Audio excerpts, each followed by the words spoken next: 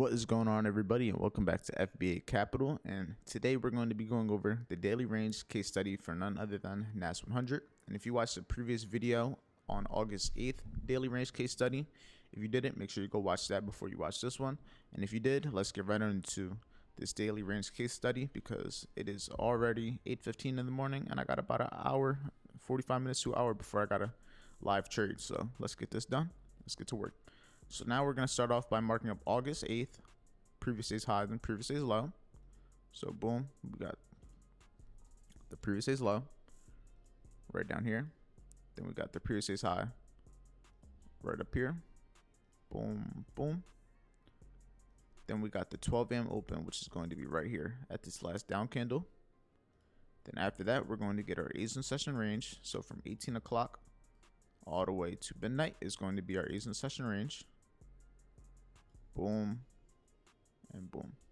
So now that we have our 3-point outline, there's a few things that I want you guys to pay attention to. First things first, it was an overall bearish day. As you can see, after we had this reversal point from clearing the previous day's high on Monday, Tuesday ended up being a continuation to the downside. We didn't run the previous day's high, and we had minimal retracement also. So what I'm going to do is I'm going to pull a fib from that previous day's high to the previous day's low. And I'm going to see if we had a fib. In this case scenario, it doesn't look like we had a fib. We came close to having that 38.20% reaction, but we did not.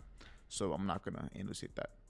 First thing I noticed is overall, off the bat, we got the high of the day early in the London session. We just trended down to the downside for the most part.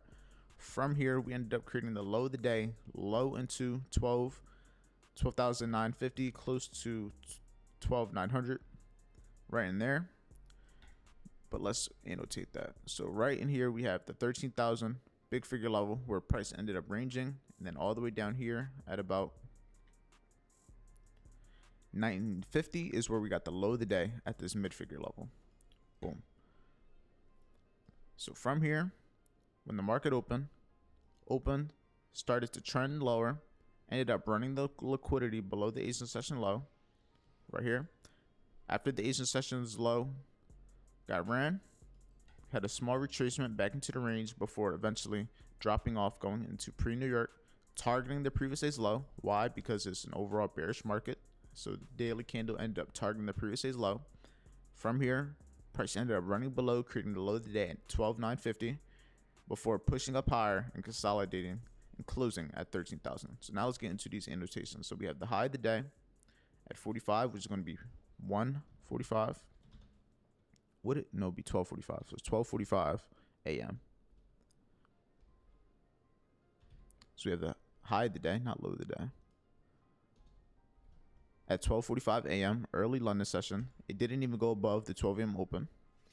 And then we had the Asian range low cleared.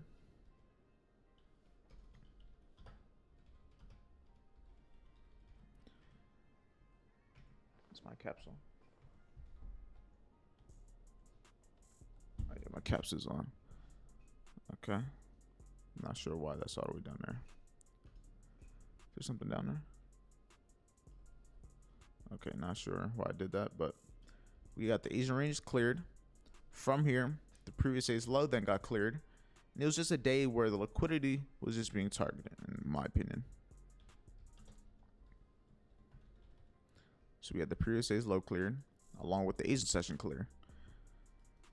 And one thing that I do like to see with these continuation moves is one thing I would have looked for early London session would have been maybe this Asian session high getting cleared before running below and traveling above the 12 a.m. open to create the high of the day. But since I didn't get that, this is kind of what led me to want to think price was going to have an expansion early into Tuesday. But unfortunately, that didn't happen. Price then ran below and we created this low of the day. At what time was this low of the day created? This was created at 12:15 p.m.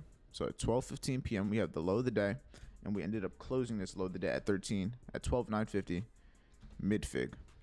It's not a big figure, but nonetheless it's still going to have a reaction just like everywhere else in price.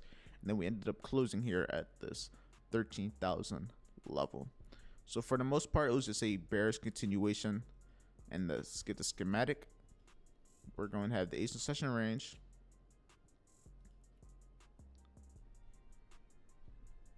Oh yeah.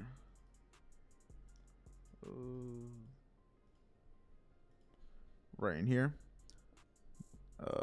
Okay, that just disappeared, but let's get the schematic. We had the Asia session range before London session ended up continuing to the downside. No retracement, just ended up continuing to the downside for the most part. And this is what I would classify as a continuation day. We didn't have any major pullbacks, and prices continued in the same direction for the majority of the day. And days like this, there's not many opportunities unless you're already in the trade, like I already was from this Monday. So yeah, with that being said, that was the daily range case study from August 9th on NAS100. It was a pretty simple day. Nothing crazy, just overall continuation trending day. Simple as that. So with that being said, this video was helpful. If the last video was also helpful, make sure you like, comment, subscribe if you haven't already. I will see you all in the next video. See you in the live session in about 40 minutes. And let's have a good day, a good week, stay productive, and I'll see you all in the next video.